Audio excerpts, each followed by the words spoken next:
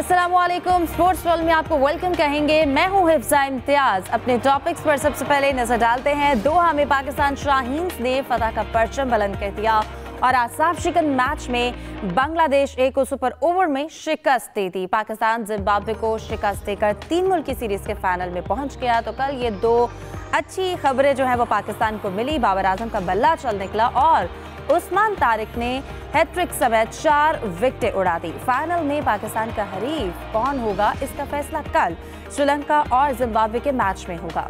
Sri Lankan team ने अपनी performance से शायकीन क्रिकेट को बहुत मायूस किया है। इसके साथ साथ एशिया सीरीज का पहला टेस्ट 2 ही दिन में खत्म हो गया। ट्रेविस हेड की जारहाना बैटिंग ने ऑस्ट्रेलियाई क्रिकेट बोर्ड का भारी नुकसान कर दिया है। गुवाहाटी टेस्ट के तीसरे ही दिन इंडियन टीम होम ग्राउंड पर जनूबी अफ्रीका के खिलाफ मुश्किलात का शिकार हो गई है और इंडियन ओपनर स्मृति मंदाना की शादी ऐन वक्त पर मुलतवी कर दी गई है। साबिक फास्ट बॉलर सरफराज नवाज ने बायोग्राफी में मैच और स्पॉट फिक्सिंग में अहम इंकशाफात जिक्र करके कई हलकों में हलचल मचा दी है। और इस्लामिक सॉलिडारिटी गेम्स के गोल्ड और सिल्वर मेडलिस्ट अशरफ नदीम और मोहम्मद यासिर सुल्तान रियाद से लाहौर पहुंच गए हैं। इन तमाम मौज़ूआत पर गुफ्तगू के लिए मेरे साथ स्टूडियो में मौजूद है जाहिद मकसूद साहब, मोहम्मद यूसुफ अंजुम और हमारा साथ दे रहे हैं सलीम खालिक साहब भी। आप तीनों को वेलकम कहूँगी और उम्मीद करते हो आप लोग खैरियत से होंगे।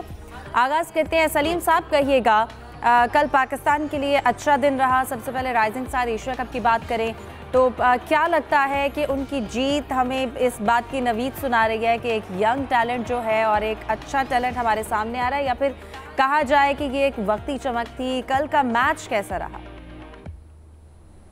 बहुत ज़बरदस्त मैच रहा और जो ट्राई नेशन सीरीज़ हो रही है उसमें इतना मज़ा नहीं आ रहा, लेकिन ये मैच ऐसा हुआ कि आखिरी बॉल तक पता नहीं था कि क्या नतीजा सामने आएगा। सुपर ओवर में गया, सुपर ओवर में भी जब वो एक्स्ट्रा रन बने तो लग रहा था कि यार ये क्या हो रहा है, हाथ से ना निकल जाए मैच, लेकिन बड़े अच्छे तरीके से फिर कंट्रोल हुआ। अहमद दानियाल ने बहुत ज़बरदस्त बॉलिंग की और जिस तरह उन्होंने पहले जो ओवर किया उससे उनके पहले ओवर में 20 रन बन गए थे, लेकिन उन्होंने आके आखिरी ओवर में कंटेन किए और सिर्फ 6 रन बनने थे, जिसकी वजह से मैच टाई हुआ। वरना 20 रन जो बने थे, 3 छक्के लगे थे उस वक्त, लग तो ये रहा था, मैंने भी कहा यार ये मिठाई ज़ाया चली जाएगी जो मंगवाई है, लेकिन शुक्र है ऐसा हुआ नहीं।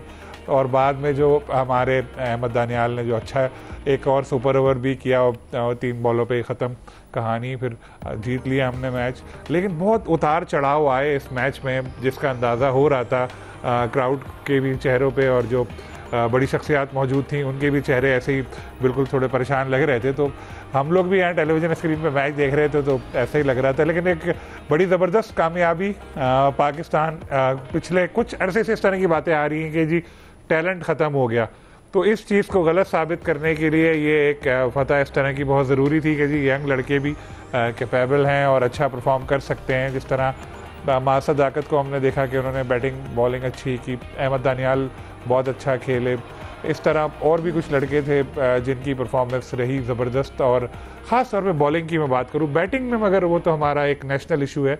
वुमेन क्रिकेट हो, मेंस क्रिकेट हो, जूनियर हो, सीनियर हो, बैटिंग में हम लोग स्ट्रगल करते हैं। इस पर सोचना पड़ेगा कि एक प्लेयर ने तो 264 बनाए, बाकी कोई प्लेयर 5 मैचों में मिलकर 80 रन भी नहीं बना सका। बैटिंग में हमें काफ़ी ज़्यादा मेहनत की ज़रूरत होगी, लेकिन बॉलिंग की हद तक अगर हम देखें तो बॉलिंग हमारी बहुत अच्छी रही। ख़ास तौर पे स्पिन बॉलिंग, सुफियान मुकीम को नेशनल टीम से चलने चांस नहीं मिला, यहाँ उनको चांस मिला तो उन्होंने अपनी अहलियत बनवाई। 10 विकेटें उन्होंने इवेंट में हासिल की। हमने इंडिया को भी हराया, बहुत अच्छा परफॉर्म हमने किया। और अगर हम देखें कि इंडिया को हराने का जो एक मज़ा था ना, वो हम काफ़ी अर्से से महरूम थे, लेकिन इस टूर्नामेंट में वो एक चीज़ सामने आई। बांग्लादेश के लिए भी तारीफ बनती है, उन्होंने बहुत अच्छा परफॉर्म किया और कल हमको बहुत परेशान किया। ओवरऑल एक ऐसी फतह जिससे हमें आगे के लिए, मुस्तकबिल के लिए एक अच्छी ख़बरें सुनने को मिली है, एक थोड़ा इत्मीनान भी मिला होगा पाकिस्तान क्रिकेट बोर्ड को भी कि यार टैलेंट है, मौका दें उनको। ये नहीं करें कि फ़लाने का बेटा है क्रिकेटर का तो उसको दे दें, ये फ़लाने का भतीजा है तो उसको चांस दे दें।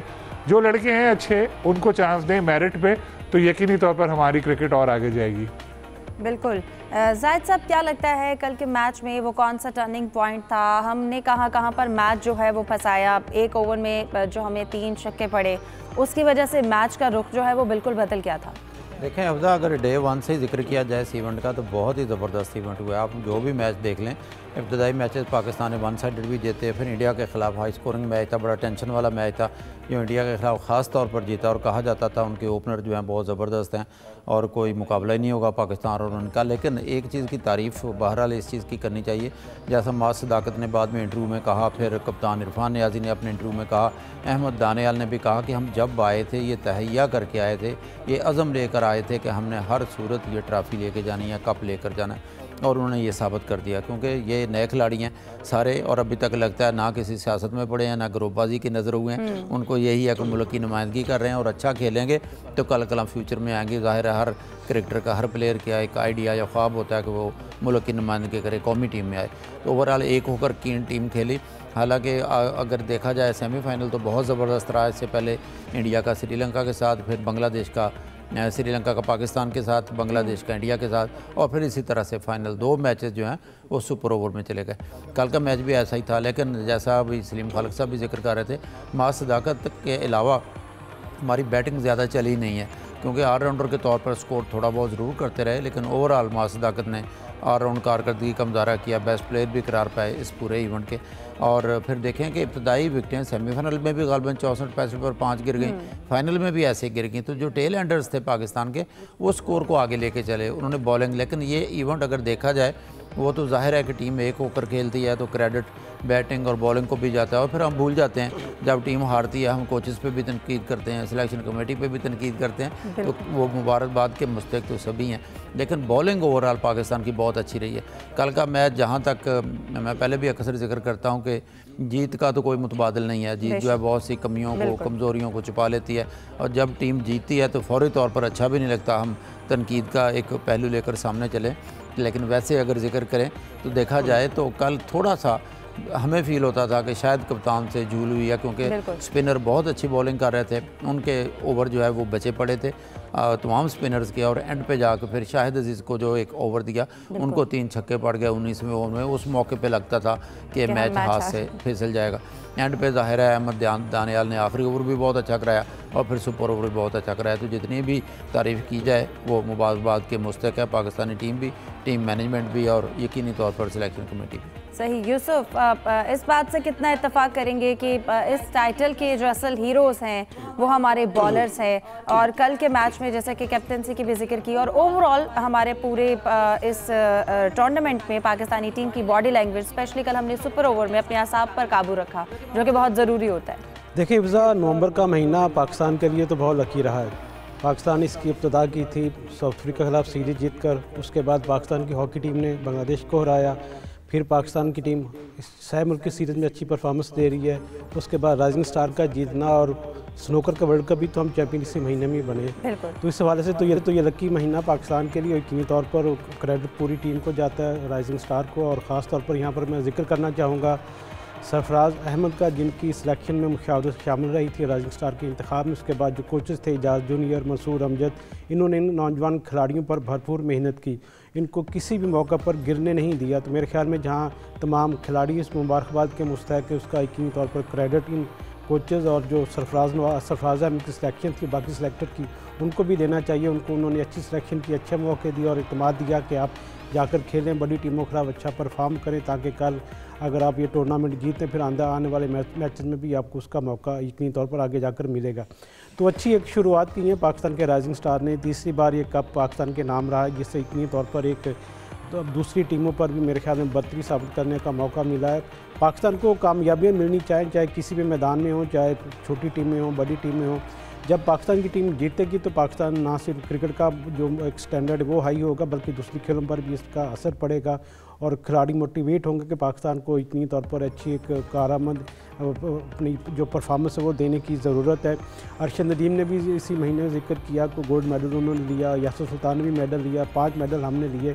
तो मेरे ख्याल में अब महीना चूँकि ख़त्म होने जा रहा है, उम्मीद की जा सकती है कि पाकिस्तान की जो सह मुल्क की सीरीज़ खेल रहा है इसकी ट्रॉफ़ी भी 29 तारीख को यकीनी तौर पर उठाएगा और यकीनी तौर पर पाकिस्तान की पूरी इंतज़ामिया को मुबारकबाद देनी चाहिए। बिल्कुल, जैसा कि सलीम साहब अब ट्राई सीरीज़ की बात करें, कल पाकिस्तान और जिम्बाब्वे का मैच रहा और हमने एक तरफा मैच बना दिया और इसके साथ साथ बाबर आजम कल के मैच में बड़ा अच्छा उन्होंने परफॉर्म किया है। तो ओवरऑल कमज़ोर हरीफ था, लेकिन इसके बावजूद टीम की परफॉर्मेंस कैसी रही? टीम की परफॉर्मेंस तो अच्छी रही, सिवाय वो फेस जब 88 या 89 पे 9 विकेटें लेने के बाद हमने आखिरी विकेट की बहुत बड़ी इस मैच के स्कोर के लिहाज से शराकत बनवा दी थी।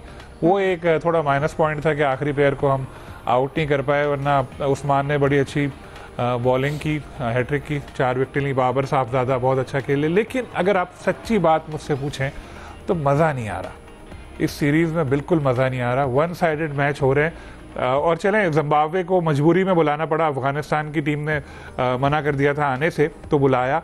लेकिन श्रीलंका, जिससे इतनी ज़्यादा उम्मीदें थी, बिल्कुल बच्चों वाली क्रिकेट खेल रहे हैं वो लोग, खेला ही नहीं जा रहा, बैटिंग तो उनसे हो ही नहीं रही। तो एक जो शायकीन में जोशो खरोश बनता है, एक मैच का एक मज़ा आता है ना, वो एक लैक कर रहा है इस ट्राई नेशन सीरीज़ में। जो एक क्रिकेट का अगर हम देखें, उससे अच्छा मैच ये एमर्जिंग का हो रहा था, एशिया कप जो 8 टीमों का हो रहा था, इसका फाइनल अच्छा हुआ, इसके बाकी मैचेस भी अच्छे हुए थे। और एशियस सीरीज़ के साथ तो इस ट्राई नेशन का कोई कंपैरिजन ही नहीं बनता, चाहे वो प्रोडक्शन की बात हो, क्वालिटी ऑफ क्रिकेट की बात हो। तो देखें, होना ये चाहिए कि जब जिम्बाब्वे की टीम का हमें पता है कि यार ये बिल्कुल अच्छा नहीं खेल रहे और ज़ाहिर है उनकी जो सलाहियत है वही ऐसी है, तो फिर क्या ज़रूरत है कि आप बाबर को भी खिला रहे हैं, सबको खिला रहे हैं। यहाँ तो आजमाएं दूसरे प्लेयर्स को, यहाँ अगर कोई तजुर्बा कर रहे हैं तो आप करें। यहाँ तो 50 करके बाबर को खुद भी अच्छा नहीं लगता होगा कि यार बल्ला ले रहा हूँ मैं 50 करके। जिस तरह की परफॉर्मेंस, जैसे जीत है फतह बड़ी बात है, लेकिन दिल से बताएं आप कि क्या आपको ये मैच देख के अच्छा लग रहा है। तो इंटरेस्टिंग क्रिकेट इसी तरह से हो सकती थी कि टीमें तगड़ी होती हैं, लेकिन ज़ाहिर है मजबूरी थी। अब हमें यही है कि अच्छा खेलें और बाकी मैच भी जीतें, और जो प्लेयर जिनको मौका नहीं मिल रहा उनको आजमाएं। श्रीलंका के पास अभी 2 मैच हैं, दोनों मैच अगर वो जीत गए तो फाइनल खेलेंगे, नहीं तो वो चले जाएंगे और पाकिस्तान और जिम्बाब्वे का फाइनल होगा। आप सोचें, जिम्बाब्वे को हराकर ट्राई नेशन के फाइनल में क्या ट्रॉफी लेकर पाकिस्तानी टीम ग्राउंड का चक्कर लगाएगी?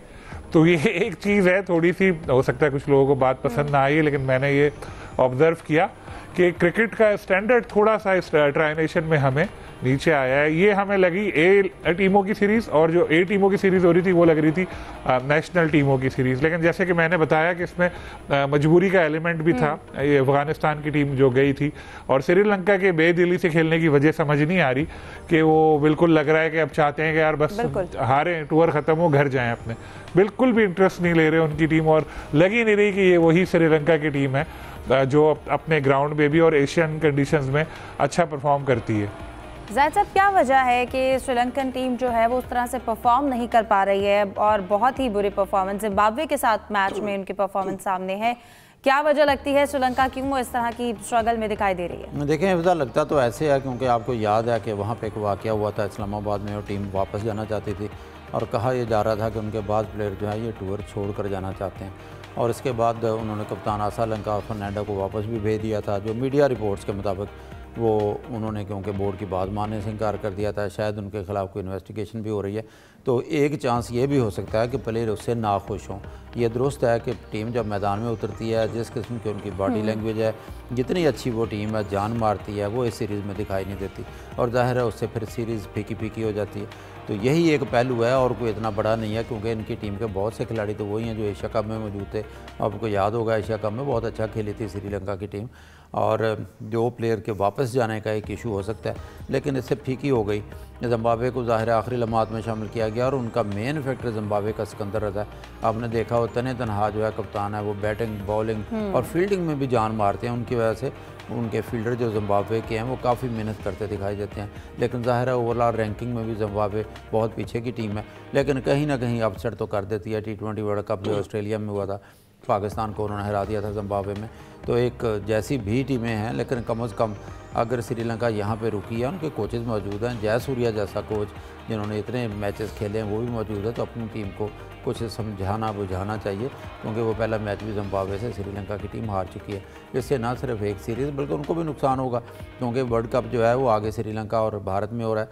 श्रीलंका यहाँ से इस किस्म का खेलने के बाद वापस जाएगी तो कुछ हासिल नहीं कर पाएगी। और जाहिर है अभी तक तो ये लगता है, क्योंकि क्रिकेट का पता नहीं T20 क्रिकेट अगले मैच में क्या हो जाए, अभी तक जो बॉडी लैंग्वेज है उससे तो यही लगता है कि शायद फाइनल पाकिस्तान और जिम्बाब्वे के दरमियान खेला जाएगा। सही। यूसुफ, क्या लगता है ट्राई नेशन के जो मैचेस हैं, कल के मैच के हवाले से, कल बाबर आजम ने अच्छा परफॉर्म किया, उन्होंने विराट कोहली के 50s का जो एक रिकॉर्ड है उसको भी बराबर कर दिया। इसके साथ साथ लेकिन जो कप्तान है सलमान आगा, वो तसल्ली बख्श परफॉर्म नहीं कर पा रहे T20 में, उनकी इस परफॉर्मेंस की क्या वजह है? देखें हिफ्ज़ा, उनकी एक परफॉर्मेंस तो अच्छी जा रही है कि वो टॉस जीतने के मामले में लकी साबित हुए हैं और जिसकी वजह से पाकिस्तान टीम को मैचेस में एडवांटेज भी मिला है। जहाँ तक उनकी ज़ाती परफॉर्मेंस है वो हमेशा से सवालिया निशान रही है। T20 में भी हमने जो एशिया कप हो वहाँ पर भी उनकी अच्छी परफॉर्मेंस नहीं थी। 1-2 इनिंग्स उन्होंने यकीनी तौर पर अच्छी खेली, लेकिन बाद में ज़्यादा वो तसलसल से रन बनाने में नाकाम रहे जैसे कि उनसे तवक्को की जा रही थी। अब इसका प्रेशर लिया जा सकता है कि हो सकता है कि कप्तानी का प्रेशर हो, क्योंकि टीम में बड़े नाम भी खेले हैं, बाबर आजम भी उसका हिस्सा है। तो मेरे ख्याल में इसका तो उनको फ़ायदा होना चाहिए था कि उनके पुराने दोस्त हैं और पुराने दोस्तों के साथ उनकी खूब गपशप भी है, उनसे बातचीत भी करते हैं क्रिकेट के मामले में। तो उनकी जो परफॉर्मेंस थी उसमें बेहतरी आनी चाहिए थी, लेकिन न जाने क्योंकि सलमान अली आगा ऐसे आते हैं कि किसी को बताकर आते हैं कि शायद मैं दोबारा वापस जल्दी आ रहा हूँ, मेरी चाय अपनी ठंडी ना होने दीजिएगा। ऐसी कुछ सूरत हाल सलमान अली आगा को मेरे ख्याल में अगर वो अपनी ज़ाती परफॉर्मेंस बेहतर नहीं बनाएंगे तो फिर उन पर सवालिया निशान कप्तानी के हवाले से भी रहेगा। और जहाँ तक बाबर आजम ने, तो बाबर आजम का कमबैक मेरे ख्याल में पाकिस्तान टीम के लिए अच्छा, ना सिर्फ उन्होंने 50s का रिकॉर्ड अपना विराट कोहली का बड़ा कायम किया है, उसको तोड़ा है, बल्कि उन्होंने सबसे ज़्यादा दुनिया में जो चौके लगाते हैं T20 फॉर्मेट, उसका रिकॉर्ड भी उन्होंने 464 चौकों के साथ उसको अपने नाम किया है। तो बाबर आजम का फॉर्म में आना और पूरी पाकिस्तानी टीम का फॉर्म में आना मेरे ख्याल में ज़्यादा हौसला अफजा हमारे लिए है और उम्मीद की जा सकती है कि सलमान अली आगा भी अगले मैचेस में अच्छा परफॉर्म करेंगे। रही बात अभी ज़िक्र रोज़ा श्रीलंकन टीम की परफॉर्मेंस के हवाले से, तो मेरे ख्याल में अभी कुछ कहना कबल वक्त होगा क्योंकि टूर्नामेंट अभी ख़त्म नहीं हुआ और ये जब 29 तारीख को पता चलेगा कौन सी टीम ये ट्रॉफ़ी अपने नाम करती है। श्रीलंका की ठीक है बॉडी लैंग्वेज वो वाली हमें नज़र नहीं आ रही, लेकिन वो किसी भी मौका पर कमबैक करने की बिल्कुल सलाहियत रखते हैं। और इस दूसरी तरफ अगर जिम्बाब्वे का जिक्र किया जाए तो सिकंदर रज़ा के साथ साथ उनकी जो बॉलिंग लाइन ऑफ पेसर्स की, उनके तीनों जो पेसर्स हैं वो 6 फुट से ज़्यादा उनकी हाइट है, वो अच्छा जतन करते हैं, क्योंकि आपको पता कि आजकल लीग क्रिकेट बहुत ज़्यादा हो रही है। तो अगर जिम्बाब्वे के खिलाड़ी किसी सीरीज़ में अच्छा परफॉर्म नहीं करेंगे तो उसको कैसे लोग लीग के लिए मुंतखब करेंगे। तो इतनी तौर पर एतमाद भी दिया होगा सिकंदर रज़ा ने कि पाकिस्तान के खिलाफ अपनी अच्छी परफॉर्मेंस देनी है और हो सकता है कि PSL में वो लाहौर कलंदर की तरफ से कोई खिलाड़ी यहाँ से खेलता हुआ नजर आए या दूसरी टीमों से PSL में हमें दिखाई दे, तो अच्छी क्रिकेट है नो डाउट। बिल्कुल, और T20 क्रिकेट में तो कभी भी परफॉर्मेंस बदल सकते हैं, आप कुछ कह नहीं सकते हैं। सलीम साहब, आपने एशेज सीरीज़ का जिक्र किया, इस हवाले से जानना चाहूँगी, अब क्या मॉडर्न डे क्रिकेट में जो टेस्ट हैं उनको भी एक तरह से T20 में बदल दिया गया है? 2 दिन में मैच खत्म हुआ, ऑस्ट्रेलिया के 3 प्लेयर्स अनफिट थे, उसके बावजूद भी उनकी बेंच स्ट्रेंथ इतनी मजबूत, क्या वजह है? देखिए 2 दिन में मैच खत्म हुआ, ऑस्ट्रेलिया के खजाने खाली तो नहीं हुए लेकिन बहुत हद तक नुकसान हुआ। जिन ने टिकट खरीदे हुए थे सबको पैसों की पेमेंट इनको वापस करनी पड़ी होगी 3 रोज़ के। बड़ा ऑस्ट्रेलिया तो जीत कर भी बेचारे दुखी है कि यार ये क्या हो गया हमारे साथ, क्यों ख़त्म हो गया 2 दिन में मैच।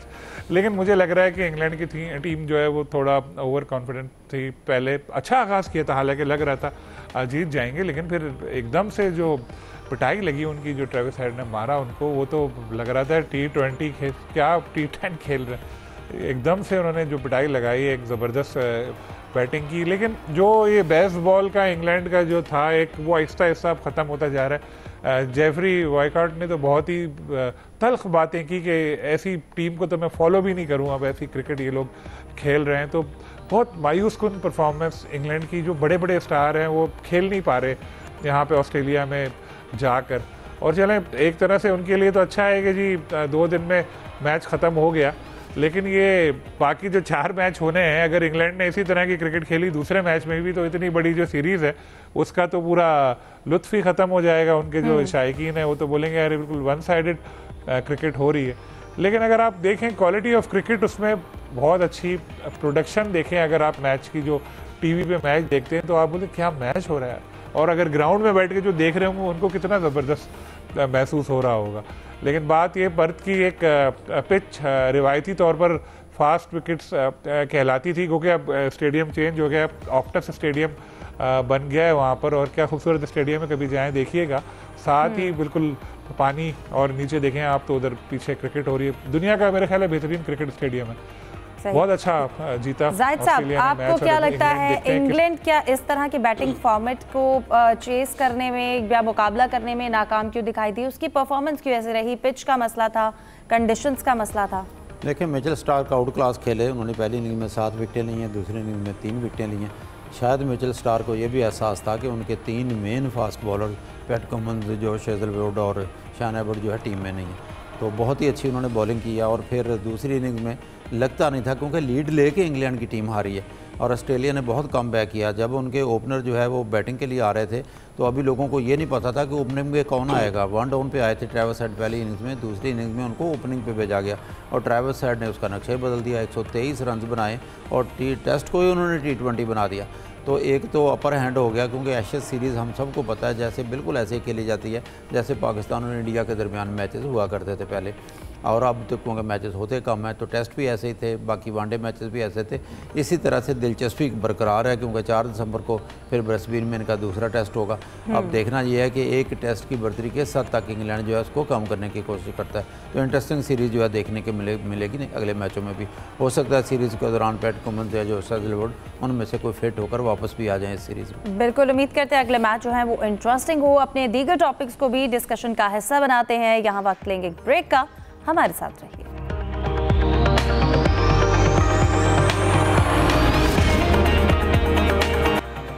Welcome back. ब्रेक के बाद सलीम साहब आपकी जानिब आना चाहूँगी। PSL के हवाले से बात करना चाहूँगी। लाहौर कलंदर्स और पेशावर ज़ल्मी, ये दो वो टीम्स हैं जिन्होंने अगले 10 साल के लिए इनके कॉन्ट्रैक्ट की तजदीद हो गई है। इस हवाले से आप क्या कहना चाहेंगे? फ़ैन बेस है और इसके साथ साथ इस वजह से इन्हें फोर्स मूवर करार दिया गया है, और ये कितना सिक्योर फैसला है? देखिए, PSL के जो 10 साल मुकम्मल हुए थे, आपको पता है उसके बाद ये कॉन्ट्रैक्ट रिन्यू होने थे, और फर्स्ट राइट ये जो मौजूदा 6 फ्रेंचाइज हैं इनके पास ही थी। EY कंपनी एक है, उसके से इनकी वैल्यूएशन कराई गई तमाम टीमों की। उसके बाद एक नई फीस ऑफ़र करके इनको बोला गया कि अगर आप इसको एक्सेप्ट करते हैं तो ठीक है, अगले 10 साल के लिए टीम आपकी हो जाएगी। पहले 20 तारीख तक की डेडलाइन मिली, जो अब 25 तक हो गई। सबसे पहले पेशावर ज़ल्मी और उनके जो ओनर है जावेद आफरीदी, उन्होंने आमादगी जाहिर की थी। 2 दिन हो चुके हैं उस पर। आज PCB ने प्रेस रिलीज जारी किया जिसमें लाहौर कलंदर के हवाले से भी कहा गया कि उन्होंने भी आमादगी जाहिर कर दी है। और भी मेरा ख्याल है जो बाकी 3 टीमें हैं वो मान जाएंगी, क्योंकि कोयटा और इस्लामाबाद यूनाइटेड, इनकी फ़ीस पहले कम थी, अब बढ़ गई है, लेकिन फिर भी इन लोगों के लिए अभी भी फ़ायदा ही फ़ायदा है। कराची किंग के दीगर स्टेक्स भी हैं तो वो भी मना नहीं कर सकते। तो ये सारे 5 आ जाएंगे। 5 में इसलिए कह रहा हूँ कि मुल्तान सुल्तान को PCB ने नया जो कॉन्ट्रैक्ट है वो ऑफ़र ही नहीं किया, क्योंकि मुल्तान सुल्तान के ऊपर इल्ज़ामात लगे हुए हैं कोड ऑफ कंडक्ट की खिलाफ वर्जी के भी, दूसरे भी। जिस तरह फिर अली तरीन ने फाड़ के फेंका था वो कॉन्ट्रैक्ट, जो नोटिस उनको मिला था, तो उसके बाद तो पॉइंट ऑफ नो रिटर्न पे पहुंच गए थे। वो समझ रहे थे कि शायद अब्बू जी की कॉल चली जाएगी तो मामला हल हो जाएगा, लेकिन मसला ये है कि इस वक्त मोहसिन नकवी चेयरमैन PCB हैं। शायद नजम सेठी, रमीज़ राजा, ज़का अशरफ होते, उन पे तो ये दाव चल जाता है, लेकिन मोहसिन नकवी इस तरह किसी की बातों में नहीं आते कि कोई इस तरह धमका आएगा तो वो बिल्कुल उनको कहते हैं कि जी ठीक है, आ जाओ बेटा, कोई बात नहीं। तो वो जाहिर है इतना बड़ा उन्होंने डिसिप्लिन की एक ब्रीच की अपने कॉन्ट्रैक्ट की। तो बार बार PCB ने अपने तमाम प्रेस रिलीज में एक चीज़ मेंशन की, अहल फ्रेंचाइज। तो जाहिर है वो ना अहल फ्रेंचाइज तो एक ही है, और मुझे लगता है कि अब तक इनका चैप्टर क्लोज है। लेकिन ये पाकिस्तान है, जिस तरह पाकिस्तान क्रिकेट टीम कभी कभी ऐसा होता है कि हारा हुआ मैच बिल्कुल आखिर में जीत जाती है, तो क्या पता मुल्तान का भी ऐसा हो, क्योंकि मुल्तान ने एक काम बड़ा ज़बरदस्त कर दिया है। मुल्तान ने एक काम ये किया है कि वैल्यूएशन में इन्होंने लिख कर दिया अपने जो अकाउंट्स दिए कि जी जो आखिरी सीज़न हुआ उसमें इनको प्रॉफिट हुआ है, यानी 1 अरब 8 करोड़ जो सालाना फीस दे रही है वो टीम कह रही है हमें प्रॉफिट हुआ, बाकी सबने का लॉसेस हुए। तो इससे बाकी फ्रेंचाइज को नुकसान हुआ, जिसकी वजह से ये बातें भी हो रही थी कहीं ऐसा ना हो कि जी मुल्तान भी साथ ही मिलाओ, ऐसे कुछ कर रहा हो, लेकिन ऐसा है लग नहीं रहा, क्योंकि अब तो बिल्कुल एंड हो गया है। और हो सकता है 2 के बदले अब 3 टीमें फरोख्त हों, तीसरी टीम भी हो। और जिस तरह अली तरीन भाई ने वो फाड़ा था नोटिस, उसके बाद से मामलात कुछ मुल्तान के लिए ख़राब भी हुए हैं। उनके कोड ऑफ कंडक्ट का मसला भी कहा गया। जाहिद साहब, आप इस हवाले से क्या कहेंगे? नेक्स्ट एडिशन के लिए 3 टीम्स या 2 टीम्स के हवाले से जो भी तादाद बढ़ाई जाएगी, और उसके बाद जो कॉन्ट्रैक्ट की तजदीद हुई है इन 2 टीम्स के लिए नेक्स्ट एडिशन के लिए, ये मुस्तकबिल के हवाले से कितना मुस्तहकम स्टेप है? देखिए ये तो एन तवक्को के मुताबिक हुआ है। लाहौर के अंदर जो है आपको पता है फ़ैन फॉलोइंग के हवाले से भी सबसे आगे है और इसी तरह से पेशावर ज़ल्मी भी है। और ये बात दुरुस्त है क्योंकि सिर्फ मुल्तान सुल्तान का एक इशू था, बाकी पांचों टीमें मैं नहीं समझता कि उनमें से कोई टीम रेट बढ़ने के बावजूद, अमाउंट बढ़ने के बावजूद इसको छोड़ना पसंद करेगी, क्योंकि इससे ज़ाहिर है उनको अपना काफ़ी फ़ायदा भी है और बेहतर भी है। और फील्ड में आपको पता है सबसे ज़्यादा यही दो टीमें जिनके कॉन्ट्रैक्ट हुए हैं सबसे ज़्यादा काम करती हैं। कोयटा ज़रा खामोश रहती है, आपको पता है बहुत का उनके कैंप भी नहीं लगते, लेकिन फील्ड में आके जब PSL के दिन आते हैं तो वो अच्छा जो है फ़ाइट भी देती है, अच्छी टीम भी बनाते हैं। तो तवक्को की जाती है कि यही 5 टीमें होंगी और छठी मुल्तान सुल्तान जो है उसको यकीनी तौर पर पेश किया जाएगा उन 2 टीमों के साथ जिसके 6 नाम पहले ही PCB दे चुका है और जिसके बारे में ये खबरें पहले भी की गई थी कि शायद 2 नामों का फ़ैसला हो गया, फैसलाबाद का और गिलगित का शायद ये कहा गया था, लेकिन वो भी PCB ने तरदीद कर दी थी क्योंकि उन टीमों में से 2 टीमें ऐसी होंगी जो जिनकी बिड कामयाब होगी या जो ओनर लेना चाहेगा वो उनकी मशावरत के साथ फैसला किया जाएगा वो कौन सी दोनों टीमें हैं। यूसुफ, आप इस हवाले से क्या कहना चाहें? देखिए एक तो बड़ा अच्छा पाकिस्तान क्रिकेट बोर्ड ने फैसला किया कि जितने भी फ्रेंचाइजी हैं उनके मालिकान हैं टीमों के, उनके लिए एक पुरकशिश पैकेज उन्होंने अनाउंस किया कि जो भी टीम चैम्पियन बना करेगी उसके मालिक को $5 लाख का इनाम मिला करेगा, जो रनर अप होगी उसके लिए 3 लाख। और एक साथ जो डेवलपमेंट के हवाले से काम हो रहा है क्रिकेट की फ़र्क, क्योंकि असल काम तो PCB का क्रिकेट डेवलपमेंट है, जो पाकिस्तान सुपर लीग की जो टीमें वो भी अपने तौर पर किए जा रही है, तो उनके लिए अलग से $2 लाख का ऐलान किया गया। ये तमाम वो रकमें जो PSL की टीमों को मिलती है जिसमें $5 लाख पहले मिला करते थे फादर टीम को, और अब हमारे ज़रा ने इस बात की कन्फर्मेशन की कि अब उस जो रकम है उसको बढ़ाकर ये 15 से $20 लाख करने की तजवीज़ है, ताकि अगर टीमों के मालकान को ज़्यादा मुआवजा देना पड़ रहा है, ज़्यादा फ़ीस उनको अदा करना पड़ रही है हर साल, तो उनके साथ साथ उनको थोड़ा अट्रैक्टिव उनको मराद भी दी जाए ताकि ज़्यादा से ज़्यादा जो जर्नी के साथ PSL के हवाले से काम करे। और क्योंकि कल आखिरी तारीख है PSL में मुआहदे तजदीद होने के हवाले से, तो उसके बाद 6 जनवरी को 2 टीमों के इजाफे का भी फैसला किया जाना, जिसमें कौन सी टीम इसमें इस्तीफा उनका इजाफा होता है इसकी बोली के ज़रिए नॉमिनेशन होगी। सही। सलीम साहब, आपसे जानना चाहूँगी, अगले टॉपिक जाने बढ़ते हैं। भारत और जो अफ्रीका के सीरीज़ हो रही है, भारत क्यों अपने होम ग्राउंड पर बार बार जनूबी अफ्रीका के आगे दबाव का शिकार है? पिचेस पर तनकीद हो रही है, सिलेक्शन पर हो रही है, आपको क्या लगता है कौन सी खामी है जो इनके हार की वजह है? देखिए अभी तो जेनसन 6 विकेट लेके 314 रन का ऑलरेडी खसारा हो चुका है इंडिया को, और लगता है ये मैच भी इनके हाथ से निकल जाएगा। तो इंडिया की टीम बहुत ज़्यादा ऊंची हवाओं में उड़ रही थी, लेकिन साउथ अफ्रीका ने इनको सबक सिखा दिया। साउथ अफ्रीका की टीम के खिलाफ हमारी परफॉर्मेंस बेहतर रही थी, बहुत एक्स्ट्राऑर्डिनरी नहीं, लेकिन फिर भी हमने उनको इतने आसानी से इस तरह से खेल पेश नहीं किया था जैसे इंडिया की टीम का है। अपने होम ग्राउंड पर उनसे खेला ही नहीं जा रहा है, स्पिनर भी आउट कर रहे हैं उनको, पेसर्स भी आउट कर रहे हैं, बैटिंग भी उनकी नहीं चल रही। और शुभमन गिल के जो मसला हुआ था नेक का, वो तो इतना बढ़ गया, कल मैं खबर पढ़ रहा था, पता नहीं कितनी अथेंटिक है ये, कि हो सकता है 1 साल के लिए क्रिकेट से वो दूर हो जाएं। तो जाहिर है इन चीज़ से भी उनको फ़र्क पड़ा था, लेकिन होता यही है कि इंडियन जो है अपने आप को बहुत ज़्यादा सुपीरियर समझते हैं और हर शोबे में, जैसे एक तो उनका गुरूर पाकिस्तान है, जंग के मैदान में तो खाक में मिलाया था, अब क्रिकेट में भी आहिस्ता आहिस्ता उनके साथ हो रहा है ऐसा। साउथ अफ्रीका ने उनके घर पे आके उनकी जो दुर्गत बनाई है तो वो सीधे हो गए होंगे, ख़ास तौर पे जो कोच हैं उनके गंभीर। तो इंडिया के लिए एक लम्हा फिक्रिया है, एक ज़माना ऐसा था कि इंडिया को उनके होम ग्राउंड पर कोई हरा नहीं सकता था, कोई परफॉर्म नहीं कर सकता था। अब साउथ अफ्रीका की टीम ने उनको इस तरह से किया हुआ है कि दूसरा मैच भी उनके हाथ से तकरीबन निकल गया, 3-1-4 का खसारा हो चुका है। साउथ अफ्रीका की टीम दोबारा बैटिंग कर रही है, अगर 200 रन करके भी उनको खेलने के दिया तो 500 प्लस हो जाएगा। तो ये मैच भी उनके लिए बचाना मुश्किल है इंडिया के लिए। सही। जाहिद साहब, आपकी जानिब आना चाहूँगी, लंदन में मुकीम सरफराज नवाज ने ऑटोबायोग्राफी शाया करने का ऐलान किया है। अब मैच फिक्सिंग से मुतालिक हैरानकुन हकायक भी उन्होंने कहा है कि वो इसमें दर्ज होंगे, इसमें बताएंगे, तो क्या एक्सपेक्ट किया जा रहा है? हिफ्ज़ा देखें, सरफराज नवाज जो है ना बड़ी दिलचस्प शख्सियत हैं और बड़ी भरपूर किस्म की उन्होंने लाइफ गुजारी है। अब बहुत से सालों के साथ वो लंदन में मुकीम है, मुस्तकिल तकरीबन वहीं पे रहते हैं। 90 की दहाई में जब बहुत ज़्यादा मैच फिक्सिंग होती थी और फिर मैच फिक्सिंग के बाद लोगों को स्पॉट फिक्सिंग का भी पता चला, पहले सिर्फ मैच फिक्सिंग थी जिसमें 5 या 6 प्लेयर्स पे इल्ज़ामात लगते थे, तो सरफराज नवाज आवाज़ बुलंद करने वाले सबसे कहना चाहिए सबसे आगे होते थे और बेपनाह उन्होंने इंटरव्यू दिए, बहुत ज़्यादा उन्होंने आवाज़ बुलंद की बल्कि मैं दिलचस्प वाक़या भी सुनाता हूँ। जस्टिस करामत नज़ीर भंडारी की एक इंक्वायरी यहाँ पे लगाई थी जब पाकिस्तान वर्ल्ड कप 99 में बांग्लादेश से हारा था, तो वहाँ पे जो जर्नलिस्ट 4 या 5 पेश हुए थे एज अ विटनेस के तौर पर, उनमें मैं भी शामिल था। जिस दिन वसीम अकरम पेश हुए तो जस्टिस करामत नज़ीर भंडारी ने उनके साथ गुफ्तगू की, लंबा चौड़ा उनका बयान था, बहुत अच्छा बोलते हैं, बहुत कॉन्फिडेंट हैं वसीम अकरम। एंड पे जस्टिस करामत नज़ीर भंडारी ने कहा कि वसीम जो आपने हलफ उठाया वो उसको अब हम ख़त्म करते हैं, ये बताएं कि सरफराज नवाज़ आए रोज़ इल्ज़ामात लगाते हैं, उनके खिलाफ आप केस क्यों नहीं करते? तो वसीम ने कहा जी हम क्या केस करें, वो समन जाता है, उनको वारंट जाता है, जो भी जाता है वो फाड़ कर फेंक देते हैं। तो सरफराज बहुत ज़्यादा आपको पता ब्लंट हैं। यहाँ बाद में सियासत में आए, फिर उनका एक चैप्टर जो है स्वाने यकीनी तौर पर उन्हें ऑटोबायोग्राफी का रानी अदाकारा जो मशहूर थी अपने वक्त की, उनके साथ शादी भी है। फिर वो सियासत में आए, पीपल्स पार्टी के यहाँ पे एडवाइज़र भी रहे, फिर वो पार्टी भी बदली उन्होंने, और यहाँ पर लड़ाई झगड़े भी उनके हुए। पूरी भरपूर लाइफ है सरफराज नवाज़ की। लेकिन उनका मैच फिक्सिंग का जिक्र करना, और फिर जब अभी वर्ल्ड कप पे हम अमेरिका गए थे, मैं और यूसुफ अंजम साहब इकट्ठे थे, हम लंदन में भी गए, हाई कमिश्नर में जो फंक्शन था वहाँ हमारी इनके साथ गपशप हुई, 2-3 फंक्शनों में हुई।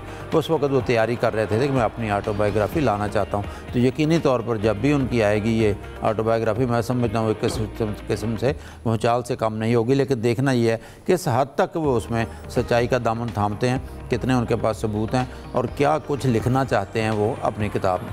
बिल्कुल, और अगर वो लिखते हैं तो यकीनन इस हवाले से शायद मुश्किलात का सामना भी हो सकता है। प्रोग्राम को वाइंड अप करते हैं, और जाते जाते यकीनन बताना चाहूँगी अरशद नदीम और मोहम्मद यासिर सुल्तान से मेडल जीते, पाकिस्तान का नाम रोशन किया। उसके बाद उम्रा की अदायगी के लिए वो गए, और जब पाकिस्तान पहुँचे तो यकीनन उनका शानदार इस्तकबाल किया गया उनके चाहने वालों की जानिब से। प्रोग्राम का वक्त ख़त्म हो जाता है। आप तीनों मेहमानों का बहुत शुक्रिया, हमें दीजिए इजाज़त, अल्लाह हाफ़िज़।